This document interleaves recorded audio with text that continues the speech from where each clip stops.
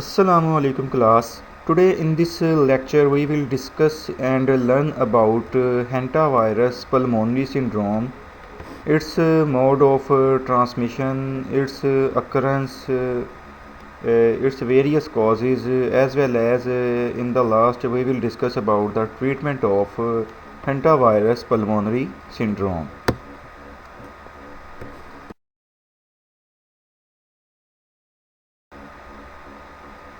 So the hantavirus pulmonary syndrome is a recently recognized disease of the lungs. यानी एक नई बीमारी है जो कि लंग्स की है, जिसको रिसेंटली रिकॉग्नाइज किया गया है. The disease is characterised by flu like symptoms. अब इसमें कुछ ऐसी अलामत ज़ाहिर होती हैं जैसे कोई किसी को फ्लू हो गया हो, usually fever greater than 100, muscle aches यानी मसल पेन इसमें होंगी, फ़ीवर जो है 100 यानी कि डिग्री से ज़्यादा होगा, एंड चिल्स और सर्दी बहुत ज़्यादा लगेगी, शदीद सर्दी लगेगी, followed by difficulty in breathing, और सांस लेने में क्या होगा, बहुत ज़्यादा दुश्वारी का सामना होगा. The disease results from exposure to rodents. अब हम उन रोडेंट्स को नेक्स्ट स्लाइड में डिस्कस करेंगे कि किन किन रोडेंट्स की वजह से जो है ये डिज़ीज़ हो सकती है और कैसे इसको ट्रांसमिट करते हैं. So now in this slide we will discuss about the mode of transmission of hantavirus. अब अगर हम यूनाइटेड स्टेट्स की बात करें तो वहाँ पे जो है डियर माइस, कॉटन रैट्स, राइस रैट्स या इसी तरह से वाइट फुटेड माउस जो है ये हैंटावायरसेस के क्या हैं, रेजरवायर हैं, यानी इनके अंदर हैंटावायरस जो है वो हो सकता है. The rodents shed the virus in their urine, droppings and saliva. अब रोडेंट्स क्या करते हैं, जैसे कि आप यहाँ पे इमेज में देख सकते हैं कि वायरस नंबर 1 स्टेप में virus contained in rodent faeces. अब जो फीसीज हैं उनके अंदर वायरस मौजूद है. और सेकंड स्टेप में देखें the infected faeces become airborne. अब जो उसके फीसीज हैं वो क्या हो चुके हैं, एयरबोर्न.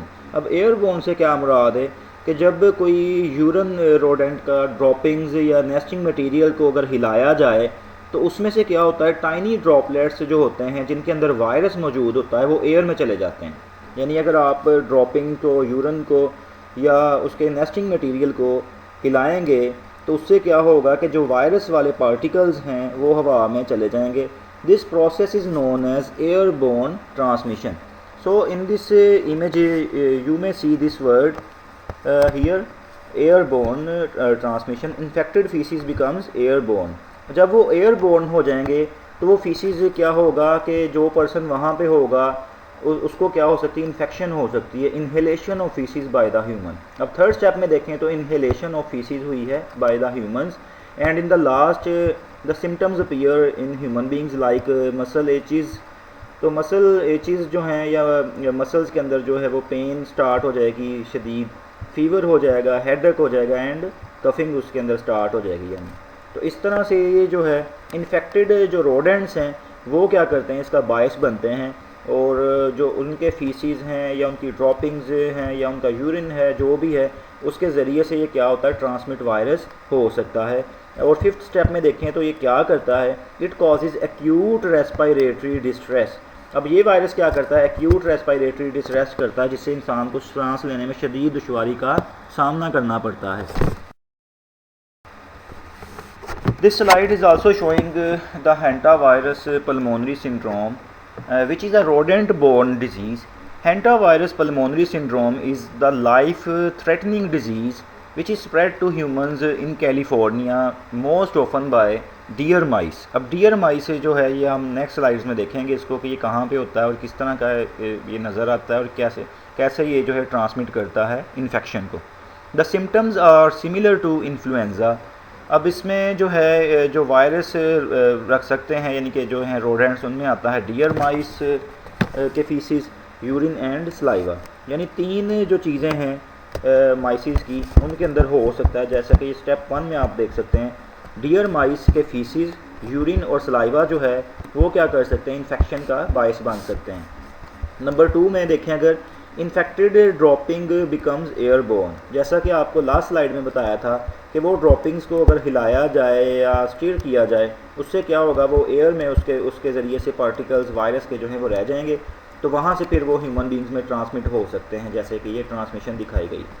अब थर्ड स्टेप में क्या है, इनहेल्ड बाय ह्यूमंस, अब वो वायरसेस को ह्यूमन बींग्स इनहेल कर लेंगे। और फोर्थ स्टेप में क्या होगा, acute respiratory distress, a serious infection that gets worse quickly. और सिम्टम्स अगर हम इसकी देखें तो अर्ली सिम्टम्स में क्या है, चिल्स यानी सर्दी शदीद लगती है, फीवर हो जाता है, मसल एचिस, मसल्स के अंदर दर्द बहुत होगा, शदीद पेन होगी। But in case of later symptoms यानी 1 to 2 days लेटर जो सिम्टम्स अपीयर होती हैं उनमें क्या है, dry cough, headache, nausea and vomiting and shortness of breath, यानी सांस लेने में शदीद दुश्वारी का सामना करना पड़ेगा। तो ये डिज़ीज़ को अगर हम देखें तो ये कहाँ पे ज़्यादा पाई जाती है, it is most prevalent in rural areas, यानी वो इलाके जहाँ देहाती जो इलाके हैं जहाँ पे रोडेंट्स वगैरह के जो हैं वो रहने के चांसेस हैं, या जहाँ पे रोडेंट्स ज़्यादा होते हैं वहाँ पे ये डिज़ीज़ के भी चांसेस ज़्यादा हैं, यानी इन्फेक्शन के चांसेस भी ज़्यादा हैं इस पल्मोनरी सिंड्रोम के। Campers and hikers more likely to catch disease because tents rest on the ground. अब जो कैंपिंग करते हैं या हाइकिंग करते हैं, पहाड़ों पे चले जाते हैं कहीं दूर दराज, तो वहाँ पे उनको चांसेस इसके ज़्यादा होते हैं, क्योंकि अब उनके जो टेंट हैं वो ग्राउंड के साथ टच करेंगे और वहाँ से क्या होगा, ड्रॉपिंग्स जो हैं वो जब हिलेंगी या मूव करेंगी तो उससे वायरस जो है वो एयर में ट्रांसमिट हो जाएगा। And it can not be spread between humans, अब ये ह्यूमन टू ह्यूमन जो है वो ट्रांसमिट नहीं हो सकती, रोडेंट टू ह्यूमन हो सकती है, बट ह्यूमन टू ह्यूमन ट्रांसमिट ये नहीं हो सकती है, ये स्प्रेड नहीं कर सकती इस तरह से। Now where the hantavirus is found, cases of human hantavirus infection occur sporadically, which means occasionally, usually in rural areas where forest, fields and farms offer suitable habitat for the virus's rodent hosts. यानी इसके cases कहाँ पे ज़्यादा report होते हैं, देहाती इलाकों में जहाँ पे जंगलात हैं, खेत हैं, फार्म्स वगैरह बने हुए हैं, और वहाँ पे क्या होगा, रोडेंट होस्ट जो हैं वो आसानी से रह सकते हैं और वायरस भी उनके अंदर परसिस्ट कर सकता है। एरियाज़ अराउंड द होम और वर्क वेयर रोडेंट्स में live, for example houses, Barnes, out buildings and shades. अब जो पुरानी बिल्डिंग्स हैं या जो बाड़े हैं या घर हैं वहाँ पे भी क्या हो सकता है, ये वायरस के होने के चांसेस हैं। And potential sites where people may be exposed to the virus, अब चूंकि वहाँ पे रोडेंट्स रहते हैं तो रोडेंट्स के अंदर क्या है, वायरस मौजूद है, इसलिए ह्यूमन बींग्स की इन्फेक्शन के चांसेस भी वहाँ पे क्या हैं, ज़्यादा हो सकते हैं।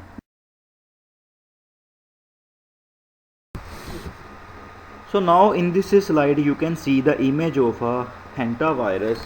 Hantavirus virions have spherical shape with size varying between 80 and 120 nanometer. Hantavirus genome is comprised of 3 segments of single-stranded negative sense RNA. Based on their size, these 3 segments are named small, medium and large.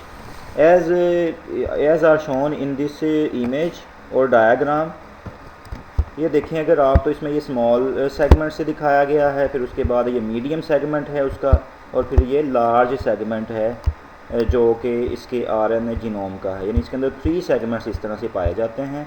और जैसा आपको पहले बताया इसकी shape क्या है, spherical shape होती है इस वायरस की, और इसका अगर हम डायमीटर देखें तो वो वेरी करता है between 80 and 120 nanometre.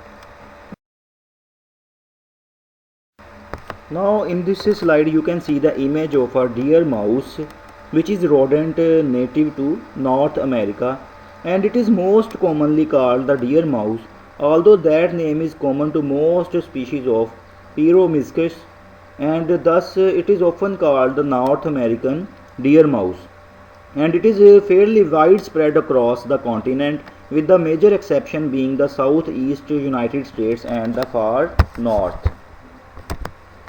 The deer mouse is small in size, only 3 to 4 inches long, not including the tail. They have large beady eyes and large ears, giving them good sight and hearing. Their soft fur can vary in color from white to black, but all deer mice have a distinguishable white underside and white feet. अब अगर आप इसकी पहचान करें तो इसकी जो under side है ये वाइट है और इसके फीट भी क्या होते हैं, वाइट होते हैं, जैसे ये आपको यहाँ पे नज़र आ रहे हैं। इसके कान काफ़ी बड़े हैं, आँखें इसकी बड़ी हैं, और इसी वजह से इसकी जो sense of site and sense of hearing है वो क्या है, बड़ी शार्प है।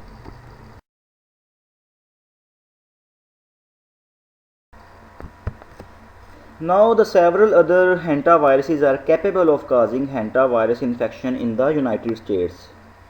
These includes the New York hantavirus, which is carried by the white-footed mouse. अब इसका जो vector है या carrier है वो क्या है? White-footed mouse है, which is associated with hantavirus pulmonary syndrome cases in the northeastern United States. And the second one is Black Creek hantavirus, which is carried by the cotton rat, and it is found in the southeastern United States. Cases of hantavirus pulmonary syndrome have been confirmed elsewhere in the Americas, including Canada, Argentina, Bolivia, Brazil, Chile, Panama, Paraguay, and Uruguay.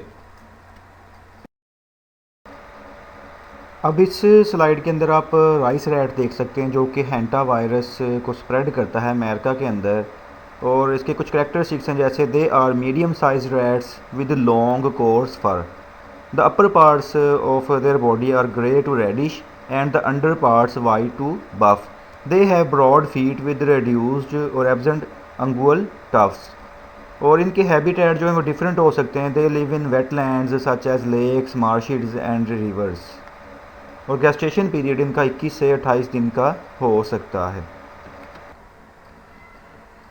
In this slide you can watch the image of cotton rat जो कि spread करता है हैंटा virus pulmonary syndrome को. A cotton rat is any member of the rodent genus Sigmodon. Cotton rats have small ears and dark coats and are found in North and South America. They are primarily herbivores. The molars of cotton rats are S-shaped when viewed from the above.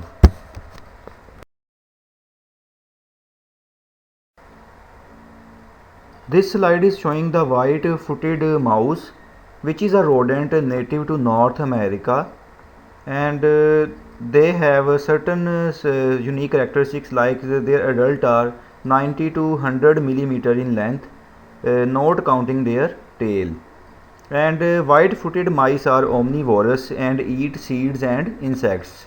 It is timid and generally avoid humans, but they occasionally take up residence in ground floor walls of homes and apartments, where they build nests and store food. Now question arises how people get infected with hantavirus. In the United States, deer mice along with cotton rats, rice rats in the southeastern states, and the white-footed mouse in the northeast are reservoirs of the hantavirus. The rodents shed the virus in their urine, droppings and saliva. The virus is mainly transmitted to people when they breathe in air contaminated with the virus. When fresh rodent urine droppings or nesting material are stirred up, tiny droplets containing the virus gets into the air. This process is known as airborne transmission.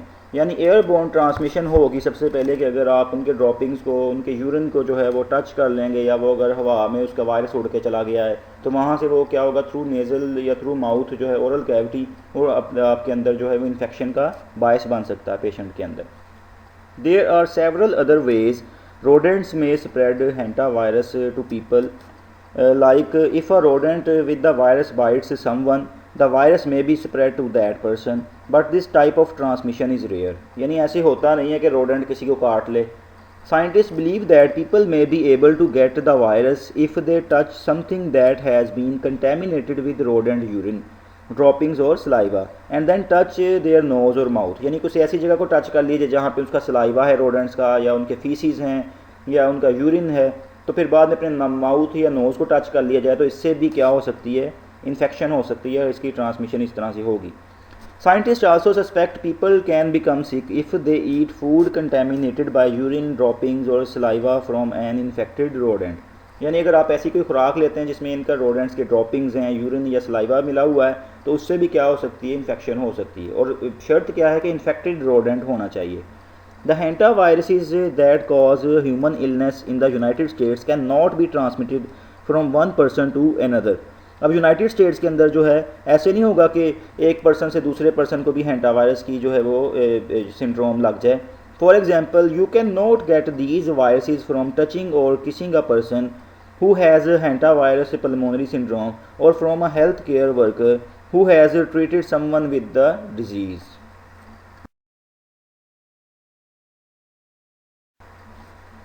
So now we will discuss about the people who are at the high risk for hantavirus infection.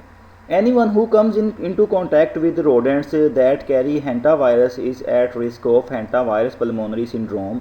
Rodent infestation in and around the home remains the primary risk for hantavirus exposure. Even healthy individuals are at risk for hantavirus pulmonary syndrome infection if exposed to the virus. Any activity that puts you in contact with rodent droppings, urine, saliva, or nesting materials can place you at risk for infection. Now in this slide we will discuss about the potential risk activities for hantavirus infections. The first activity is opening and cleaning previously unused buildings, यानी वो घर या वो इमारतें जिनको बहुत अरसे से बंद रखा गया है और बाद में जाके उनकी सफाई वगैरह की जाती है, उनको क्लीन किया जाता है, तो वहाँ पे क्या हो सकता है कि इन्फेक्टेड रोडेंट्स की ड्रॉपिंग्स हो सकती हैं, यूरिन हो सकता है, सलाइवा हो सकता है, जिससे क्या है इन्फेक्शन के चांसेस बढ़ सकते हैं, क्योंकि ये एयरबोर्न ट्रांसमिशन होगी, वो हवा में उड़ेंगे ज़र्रात वगैरह जब सफाई होगी तो उससे वो नेज़ल कैविटी या माउथ ओरल कैविटी के थ्रू जो है वो ट्रांसमिट हो सकते हैं. सो ओपनिंग और cleaning cabins, shades and out buildings including barns, garages and storage facilities that have been closed during the winter is a potential risk for hantavirus infections, especially in rural settings. Second क्या है, house cleaning activities. Cleaning in and around the home can put you at the risk if rodents have made their homes too. अगर वहाँ पे rodents ने भी अपने घर बना लिए हुए हैं तो उससे भी इन्फेक्शन हो सकती है. तीसरा क्या है, वर्क रिलेटेड एक्सपोजर. कंस्ट्रक्शन की जा रही है, utility and pest control workers can be expose when they work in crawl spaces under houses और in vacant buildings that may have a rodent population. अब जब सफाई कर रहे होते हैं या कोई भी कंस्ट्रक्शन कंपनी है तो वो क्या है, जब कहीं किसी जगह पे इमारत तमीर कर रहे हैं तो वहाँ पे कुछ बिल हो सकते हैं, कुछ ऐसी साइट्स हो सकती हैं जहाँ पे रोडेंट्स रहते हैं, तो उनको भी इन्फेक्शन के चांसेस हो सकते हैं. And the last one is campers and hikers. Campers and hikers can also be exposed when they use infested trail shelters or camp in other rodent habitats. The chance of being exposed to hantavirus is greatest when people work, play or live in closed spaces where rodents are actively living. यानी rodents जहाँ पे रह रहे हैं उनके पास अगर कोई रहता है तो उसको infected rodents से हैंटावायरस पल्मोनरी सिंड्रोम होने के चांसेस भी उतने ही ज़्यादा हैं, उतना ही रिस्क फैक्टर भी ज़्यादा है. In this slide we will discuss about the incubation time or incubation period for hantavirus infection. Incubation period is the time elapsed between exposure to a pathogenic organism, a chemical or radiation, and when symptoms and signs are first apparent. In a typical infectious disease, incubation period signifies the period taken by multiplying organism to reach a threshold necessary to produce symptoms in the host. Incubation period क्या है कि host के अंदर जो है जब virus enter होता है, जैसे हैंटा वायरस है, तो वो अपनी कॉपीज़ को मल्टीप्लाई करता जाएगा और इतना ज़्यादा हो जाएगा कि इन्फेक्शन का बायस बन जाए, यानी होस्ट के अंदर अलामात बीमारी की ज़ाहिर होना शुरू हो जाए, तो उसको हम क्या कहते हैं, incubation period. Due to the small number of hantavirus pulmonary syndrome cases, the incubation time is not positively known. इसके बारे में कोई एग्जैक्ट नहीं पता कि इसको कितना टाइम लगता है. However, on the basis of limited information, it appears that symptoms may develop between 1 to 8 weeks.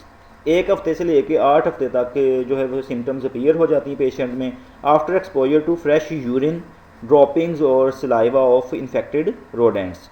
And the early symptoms include fatigue, fever and muscle aches, especially in the large muscle groups, thighs, hips, backs and sometimes shoulders. These symptoms are universal.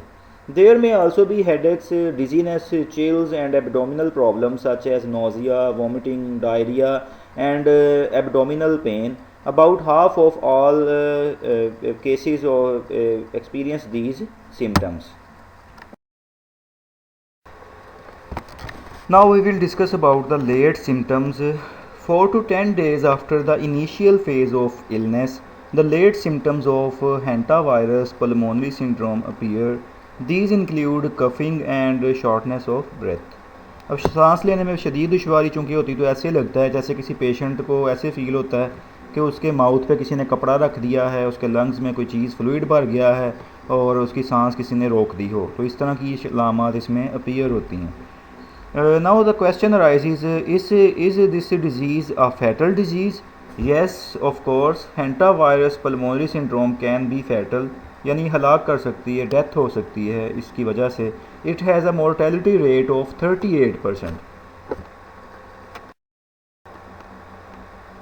How we can diagnose hantavirus pulmonary syndrome? Diagnosing hantavirus pulmonary syndrome in an individual who has only been infected a few days is difficult because early symptoms such as fever, muscle aches, and fatigue are easily confused with influenza. However, if the individual is experiencing fever and fatigue and has a history of potential rural rodent exposure together with the shortness of breath, would be strongly suggestive of hantavirus pulmonary syndrome. If the individual is experiencing these symptoms, they should see their physician immediately and mention their potential rodent exposure. यानी जो इसकी diagnosis है वो थोड़ी सी difficult है क्योंकि doctors को लगता है कि पर्सन को क्या हुआ है, इन्फ्लुएंजा या फ्लू हो सकता है क्योंकि अलामात फ्लू जैसी इसकी होती हैं। लेकिन अगर पेशेंट बताया गया कि वो किसी ऐसे एरिया में गया था जहाँ पे रोडेंट्स थे, उसका एक्सपोजर वहाँ पे हुआ है उनके फीसिस के साथ, ड्रॉपिंग्स के साथ, यूरिन के साथ, तो फिर वो जो है वो डॉक्टर को पता चल जाएगा कि बंदे में अलामात जो हैं वो किसकी हैं।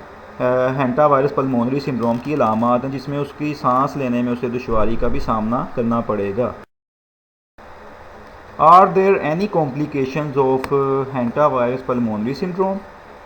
So the answer of this question is previous observations of patients that develop hantavirus pulmonary syndrome from New World hantaviruses recover completely. यानी इसमें ये नहीं होगा कि बार बार जो है वो अलामा ज़ाहिर होनी शुरू हो जाए, दोबारा जो है वो हैंटावायरस जो है उस बंदे में आ जाए। No chronic infection has been detected in humans, और ये भी नहीं होगा कि अलामात परसिस्ट करती रहें। Some patients have experienced longer than expected recovery timing, but the virus has not been shown to leave lasting effects on the patient.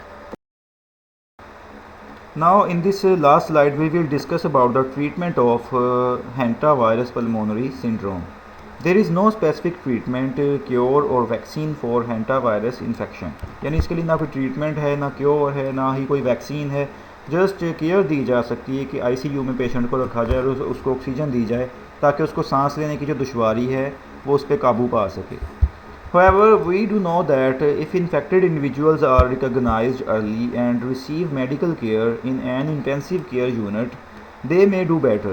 In intensive care, patients are intubated and given oxygen therapy to help them through the period of severe respiratory distress. The earlier the patient is brought into intensive care, the better. If a patient is experiencing full distress, it is less likely the treatment will be effective.